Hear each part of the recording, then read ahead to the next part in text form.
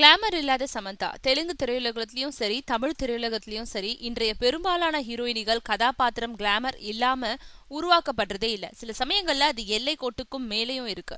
புடவையில வந்தா கூட அதுல எப்படி கிளாமரா தோற்றம் அளிக்கிறதுன்னு தான் இப்போ சம்பந்தப்பட்ட ஹீரோயினிகள் யோசிக்கிறாங்க. அப்படி ஒரு நிலைமை இப்போ உருவாயிடுச்சு. தமிழ்ல ஸ்னேகா அஞ்சலிக்கு பிறகு கொஞ்சம் குடும்ப பாங்கான தோற்றத்திலையும் பெயர் எடுக்கும் நாயியா இப்போ லக்ஷ்மி மேனன் மட்டுமே இருக்காங்க.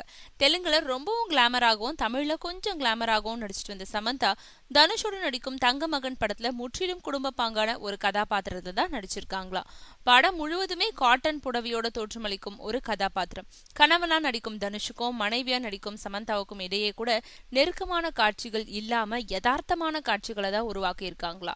அஞ்சான் படத்துல பிகினி உடையிலையும், கத்தி படத்துல கிளாமர் உடையிலையும் சமந்தாவை பார்த்த ரசிகர்கள் இந்த காட்டன் புடவை சமந்தாவையும் ரசிப்பாங்கன்னு சொல்றாங்க படக்குழு.